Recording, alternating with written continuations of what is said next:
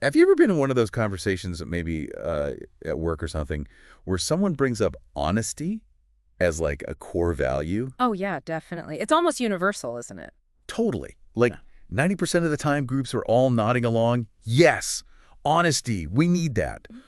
But then you ask them, okay, define it. Define exactly how someone should act to be 100% honest. And that's where it just crumbles. Right. It's quite something to see. It starts off so simple, tell the truth, but it just unravels. Someone always pipes up with, well, hang on, has everyone actually earned the truth? Like, some customers, they obviously lie to us. Do you really have to be totally honest back? And then it's just this long debate that goes nowhere. Exactly. And often, honesty just gets crossed off the list because nobody can actually pin down what it means in practice. Yeah, that struggle, just trying to define something so basic, it really shows you how complex our relationship with truth actually is. hmm And that's exactly what we're diving into today, this whole intricate landscape of truth and deception. We're going to pull back the curtain on what a lie really is, why people do it, and importantly, give you some tools to maybe spot deception. And we'll also look at the consequences, right? Because living in a world where, let's face it, the line between fact and fiction seems, well, blurrier all the time, has real effects. Definitely. So our mission today is basically to equip you, the listener, with a better toolkit for navigating all this. Yeah, hopefully help you get a deeper sense of human behavior, maybe sharpen your discernment a bit for reliable info versus misleading stuff. Think of it as a shortcut to being more discerning, maybe, both in like personal chats and how you take in information generally. And we'll be using a lot of insights from Thomas Erickson's book, Surrounded by Liars, to kind of guide us through this. Great. So let's start with this elusive nature of truth. As we said, defining 100% honest is surprisingly hard. Erickson puts it pretty bluntly. If we just assumed anything less than totally true is a lie, well, case closed. Right, sounds simple, but then he immediately says, yeah, but things are rarely that simple. Which is so true. Absolutely. I mean, think about that classic example Erickson uses. The dad telling his 8-year-old daughter her favorite toy, the one that got crushed, has gone to the toy hospital. Ah, yes, the toy hospital. Right. And it'll be back once it's all fixed up. Now, is he lying? Well, factually, yeah, it's not true. But his intention isn't bad, is it? He's trying to protect her. Exactly. He wants to avoid breaking her heart, and that immediately throws you into this gray area. It shows truth isn't just about fact. Sometimes it's tangled up with intent, with protecting feelings, challenging that black and white view we often have. That really hits home how intent changes everything. And, philosophers have wrestled with this stuff for ages. The ancient Greeks had this idea, aletheia. Aletheia, yeah. Right. It's sort of like unconcealment or truth as like revealing reality. For them, it wasn't just saying true things. It was about showing the true nature of stuff, a really core part of being human. And then you jump forward to someone like Immanuel Kant. He had this incredibly strict view. Oh, yeah, Kant didn't mess around. Not at all. He argued we have this absolute duty, like a moral command to tell the truth, always, even if it causes harm. Even if it leads to bad stuff. Wow. Yeah. For Kant, lying meant you basically forfeited your human dignity. Right. It's heavy. Truth as this absolute unbending imperative. And yet Erickson brings it back down to earth, doesn't he? He says something like, just as erring is human, so is lying. Does that sort of excuse it, or is it just more realistic about how we behave? I don't think it's an excuse, really. It's more like recognizing reality. It sets the stage for understanding that, okay, truth is the ideal, but straying from it, that's a common, often pretty complex human thing to do. Right, which brings us to like the anatomy of a lie itself. What actually is a lie? Erickson's simple definition is just a lie is lying. Which, doesn't tell you much. Exactly. So what's the real core component then? You mentioned it earlier. Intent. That's the key. Intent. Okay, so the difference between just getting something wrong by accident and actually lying is that deliberate intention to mislead. Precisely. Someone might pass on false info without knowing it's false. That's a mistake, maybe carelessness. But it's not really a lie in the truest sense because there's no purpose behind it to deceive. Gotcha. A real lie, it has a goal. There's a conscious choice. It's marked by deliberately ignoring or violating someone's trust. And for a lie to work, the liar often has to be good at it, skillful fabrication, playing on emotions, maybe even exploiting people's biases. And we see this all the time, don't we? On that whole spectrum, from little white lies to leaving stuff out completely. Oh, constantly. How many times do we say I'm fine when we're absolutely not? Or, yeah, that report's almost done when you barely start it. Exactly. Or the classic, sorry I'm late, traffic was a nightmare, when, you just hit snooze too many times. Guilty. These are the everyday white lies we used to just grease the wheels, maybe. Yeah. Avoid awkwardness. Pretty much. And then there's lying by omission, not telling the full story, holding back key facts. That feels like a gray area. It really is. It depends so much on the motive, right? And whether withholding that information could genuinely mislead someone. Yeah. Take that husband and wife argument Erickson brings up. Right, the one about him working too much. Yeah. The simple, truthful solution isn't her asking, do you still love me? It's her saying directly, I feel unloved when you spend so much time at work. And then he could respond honestly, too. Exactly. He could say he understands, maybe promise to try harder, suggest a date night. It's about putting the full truth of your feelings out there, not just bits and pieces or making the other person guess. Okay, that makes sense. What about that law of Jonte thing? That sounds interesting. Yeah. That's big in Nordic countries. It's basically a social code that says, don't think you're special, don't boast. So if someone asks how you got a great job, instead of saying, I worked my butt off for 9 years, you might just say, Oh, I just got lucky. Something like that. You downplay your own effort to fit in, to not seem arrogant. That's a kind of lie by omission, isn't it? definitely. I mean, I'm sure we've all been there. Boss asks a question, and you give an answer that's maybe not the whole truth, even if it's just about that nearly finished report again. And this whole business of deception, it's just exploded in the digital age, hasn't it? Erickson says, in today's fast-paced society, the thrill of not telling the truth has become greater than ever. The thrill. That's an interesting way to put it. Well, the internet gives you anonymity, distance.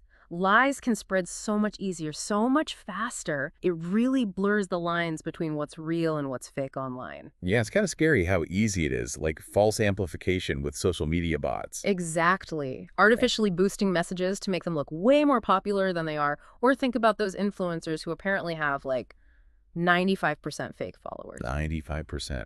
Yeah. It just shows you how critical thinking, media literacy, all that stuff is just essential now. You can't just take things at face value online. Absolutely. But this erosion of trust, it isn't brand new, is it? History is full of liars who've really changed things. Let's maybe dig into some of those infamous cases. Definitely. Deception goes way back. I mean, you can start with mythology, right? The father of lies, the devil. The original trickster. Pretty much. In Genesis, he's the snake tempting Eve, twisting the truth about the fruit. In Islam, you have Iblis, cast out for arrogance, basically deceiving himself. And then in literature, like Goethe's Faust, you've got Mephistopheles. The demon making deals. Right. And he's a master of the fine print, isn't he? Obscuring the real cost, playing on Faust's desires. What all these stories show, I think, is how deception often preys on our own wants, our vulnerabilities, our willingness to believe what suits us. From myths to real history, though. Yeah. What about Anna Anderson, the woman who claims she was Anastasia Romanoff? Oh, that's a fascinating one. Claimed she survived the execution of the Russian Tsar's family. Lived like a celebrity for decades based on this story. But it wasn't true, right? Nope. Lost court cases, and then finally DNA technology in 1984 proved definitively she wasn't Anastasia. Decades of deception built on a lie. And moving into politics, Bill Clinton, that famous line. I did not have sexual relations with that woman. Yeah, during the Monica Lewinsky scandal. He denied it strongly at first. But then the evidence came out, the blue dress. Exactly. DNA evidence. It led to his impeachment by the House, and eventually he admitted it. It really highlights how even powerful people, sometimes with, expensive lawyers, try to walk that very fine line between technical truth and outright deception. With huge fallout, obviously. Huge public and personal consequences, yeah. And then there's Nixon, Watergate. The classic. The break-in, the cover-up. It became this massive stain on the political landscape, as Erickson puts it. And it gave us the A-gate suffix for basically any scandal since. It really showed how lying from the top can just destroy public trust, didn't it? Absolutely. It damaged faith in institutions in a really profound way. And there was another historical one mentioned, the Gulf of Tonkin. Right. The Gulf of Tonkin incident during the Vietnam War, Erickson calls it a controversial and decisive moment. The official account gave the U.S. a reason or a pretext to really ramp up its military involvement. But there were questions about whether the government was truthful about what actually happened. Big questions. Doubts have lingered for decades about whether the events were accurately portrayed, raising serious issues about government deception being used to justify war. What these political examples really drive home is how lies told by those in power can literally reshape history, wreck public trust, and have these enormous, long-lasting impacts. And sadly, that tradition of big-time liars hasn't exactly stopped, has it? Especially with social media now making it easier to fake identities and stories. What about Anna Delvey? Her story was huge. Oh, Anna Delvey, or Anna Sorokin, her real name. Yeah, she pretended to be the super wealthy German heiress in New York, lived the high life, scammed hotels, banks, friends, left a trail of unpaid bills everywhere. Didn't they make a Netflix show about her? They did, Inventing Anna. Erickson's take is pretty stark. He calls her a psychopath who basically won't change, just pure audacity and manipulation. And then there was the Tinder swindler, another one that blew up online. Right. Simon Leviev, actually Shimon Hayut, posed as the son of a diamond billionaire on Tinder, conned women he dated out of millions, something like $10 million. How did he even manage that? It was basically a Ponzi scheme. He'd claim he was in danger, needed money temporarily, faked injuries, then used money from one victim to impress the next. Just awful. And he got caught, right. But wasn't he back on Instagram later? Yep. After getting caught, he had the nerve to post on Instagram telling people to keep an open mind and heart. Unbelievable. Wow. And wasn't there an influencer too? Caroline Calloway? Yeah, she built this big following based on her stories. Her life seemed amazing online.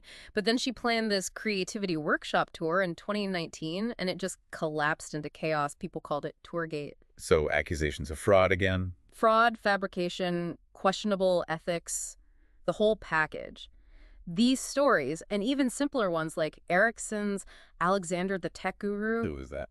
turned out to be just a 17-year-old kid using stolen photos and info he scraped online to pretend he was this successful tech expert. Just a kid. Yeah. It just shows how incredibly easy it is now to create these totally fake online personas. Yeah. People exploit our tendency to believe what we see, especially online. The fallout from all this deception, it's massive. Not just for the people directly scammed. Yeah. The biggest casualty has to be trust, right? Absolutely. Erickson nails it. Trust can take an incredibly long time to build, but it can be torn down in an instant. Think about it. If you find out John lied to Linda, you immediately start wondering. Is John going to lie to me too? Exactly. It contaminates everything. And the psychologist Erik Erikson, no relation to Thomas, called trust the very first moral guide, the bonding agent for human relationships. Without it, things just fall apart. And it's not just the victims who suffer, is it?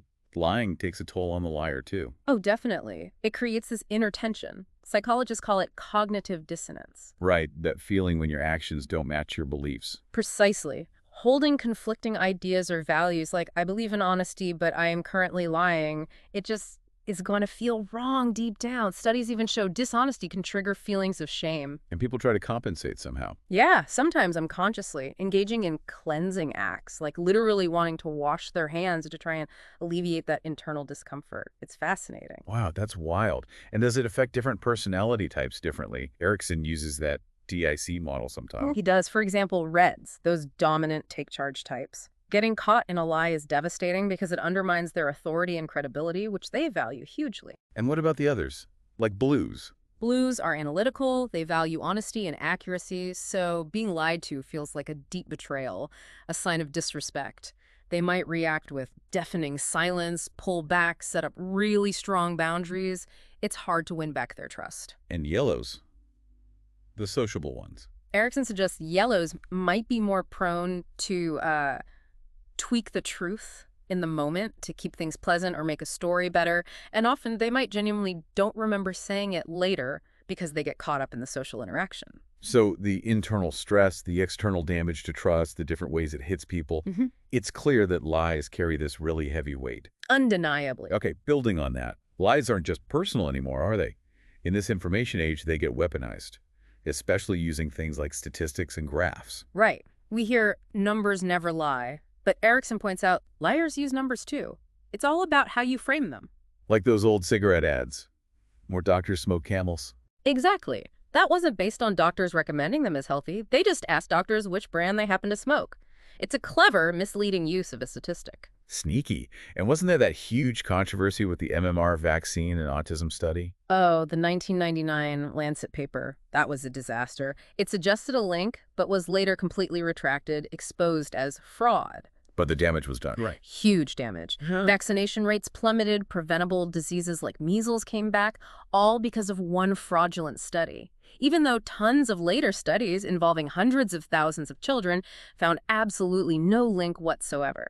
It's a terrifying example of how manipulated data can cause real-world harm. And visuals are even trickier, aren't they? Graphs and charts. Oh, yeah. We're visual creatures, right? We process images incredibly fast, 60,000 times faster than text, apparently. Wow. So graphs and charts can be designed to deceive as much as to inform. Our brain grabs the visual pattern before we really analyze the numbers, making us easy targets for misinterpretation. This is where that correlation versus causation thing comes in, isn't it? Absolutely critical. Erickson uses the example of ice cream sales and drowning deaths both going up in summer. They happen together, but one doesn't cause the other. It's the heat driving both. Exactly. That's correlation. Compare that to smoking, where there's overwhelming evidence it causes lung cancer. That's causation. We have to be really careful not to mix those up. And people can mess with graphs too, right? Like changing the axis. Oh, easily. You can make tiny temperature changes look like a massive crisis just by squashing or stretching the axis, changing it from showing, say, ½ degrees to hundredths of a degree. Or changing the time scale, showing a short, scary spike instead of the long-term context. Yep.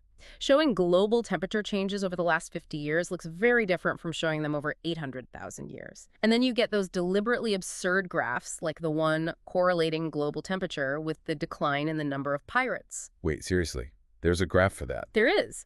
It's used to humorously show how correlation absolutely does not imply causation, unless, pirates were somehow controlling the climate. Okay, point taken. So the takeaway here is basically be skeptical. Be critical. As information consumers, the onus is on us, Erickson says. Question the sources, the methods, the intent behind the data. That old saying is key.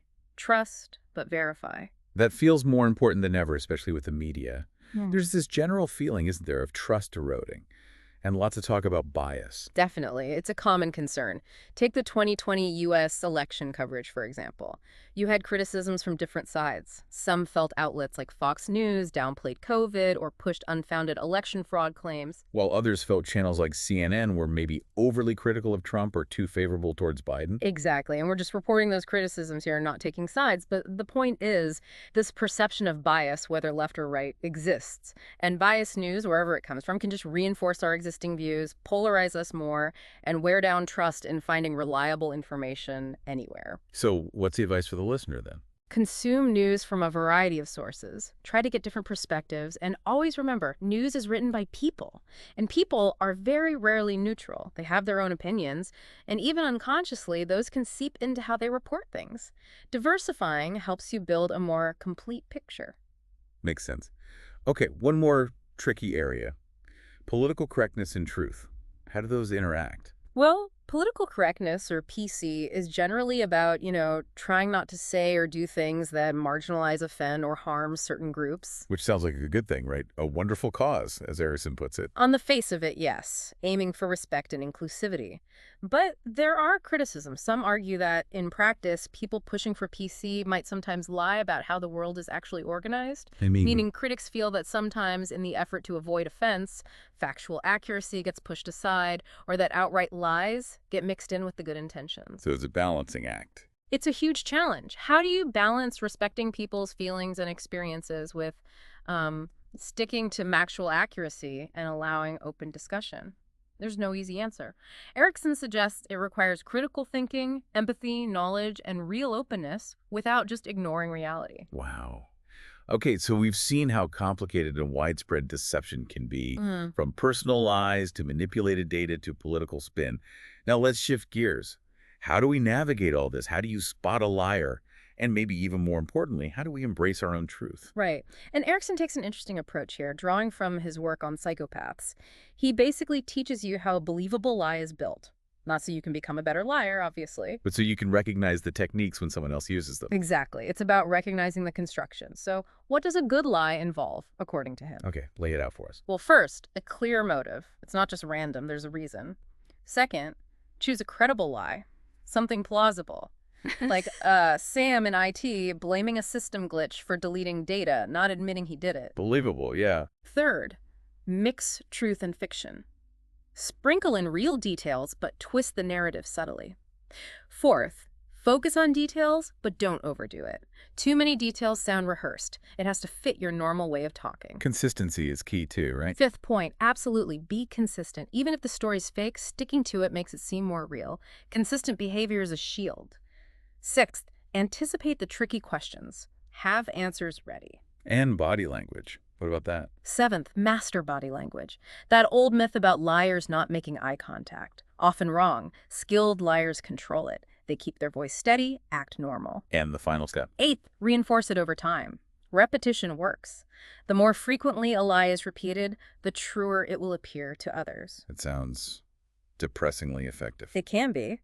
But here's the good news. Erickson stresses that the vast majority of people are unable to prepare this kind of deception. Most people aren't that calculating. So average liars are messier. Much messier. They'll constantly change their story, contradict themselves, fabricate details on the fly. That makes them easier to spot. Okay, so for practical detection, body language alone isn't the magic bullet. Rarely. It's just rarely completely predictable. Instead, think about techniques like strategic use of evidence, or SUE. What's that? It's something trained police officers use. They gather facts first, then ask questions designed to trip up the liar, asking for clarification to commit them to their words.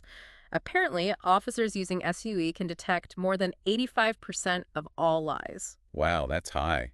What about lie detector tests, polygraphs? Ah, the polygraph. Yeah. Very controversial. The FBI might claim 87% accuracy, but many researchers basically say it's near zero. Why the huge difference? Because things like nervousness can totally skew the results. Innocent people can even fail the test just out of sheer nervousness. That's why courts often dismiss polygraph results. They're just not reliable enough. So no easy shortcuts then. What's the overall advice? Look for patterns, inconsistencies in the story, changes in behavior over time. And importantly, dare to trust your own gut feeling. That little voice telling you something's off, don't ignore it. Not to allow yourself to overlook things for too long if your intuition keeps bugging you. Okay, so say your gut feeling is strong, you see the patterns. How do you confront someone you think is lying? Approach matters hugely. Erickson advises being calm, avoiding direct blame. Instead of launching in with, "You lied to me about X," try framing it around your feelings. It's like, I felt hurt when I discovered. Exactly, something like that. It promotes a more constructive dialogue. It's less accusatory, opens the door for them to explain, rather than just making them defensive immediately. And try to understand why they did it. Yeah, ask yourself, why did they lie? Was it out of fear, shame, some protective instinct? Understanding the motive can help. And again, lean on your intuition, your emotional intelligence, that gut feeling that will often suggest what has been left unsaid. It's built on experience, right? It's underpinned by a lifetime of experiences and observations, yeah.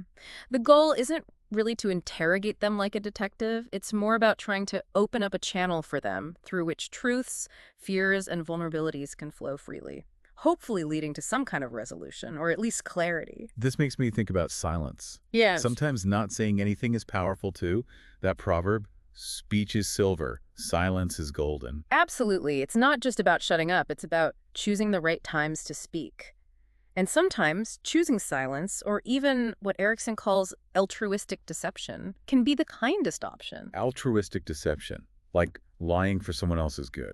Kind of. Or maybe altruistic silence, not telling the absolute brutal truth to protect someone's feelings, mental health, and even physical well-being. Does Erickson give an example? He does. He talks about a friend who is in deep financial trouble. Instead of laying out the harsh reality, the clock was ticking, the debt collectors were closing in, Erickson chose to offer hope. Because he was genuinely afraid that he was going to do something really stupid if he heard the full, bleak truth at that moment.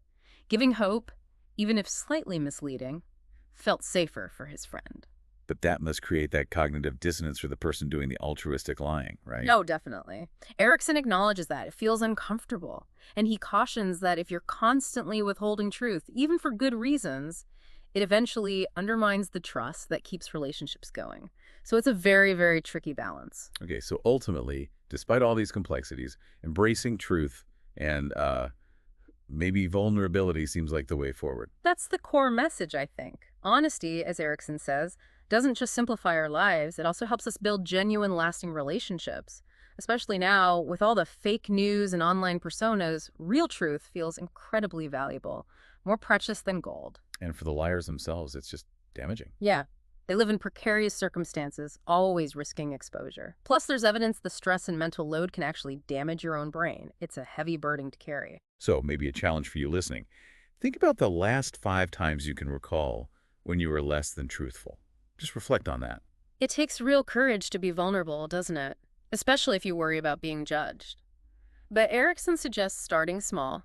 Share little truths with close friends and family first, just to build that muscle of authenticity. Because every lie you don't tell. Will reduce your need for further lies to cover up your deception, Erickson writes.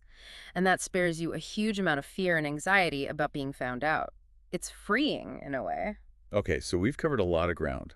From defining honesty, which is harder than it looks, To how lies manifest today, especially online. the serious consequences for everyone involved. And some practical ways to maybe spot deception and navigate these situations. In this world where, fact and fiction get mixed up constantly, being able to discern information, having that skeptical but still open mind, it feels less like a skill and more like a survival tool sometimes. It really does. Crucial for your own peace of mind and just for understanding what's actually going on. So as we wrap up, maybe a final thought to leave you with. Ask yourself this. If I lay the truth bare, what's the worst that could really happen? You might be surprised. Maybe, more often than not, the honest truth doesn't do as much harm as we fear. Maybe choosing vulnerability, leaning into truth even when it feels awkward or difficult. Maybe that's the bravest and ultimately the most freeing thing you can do.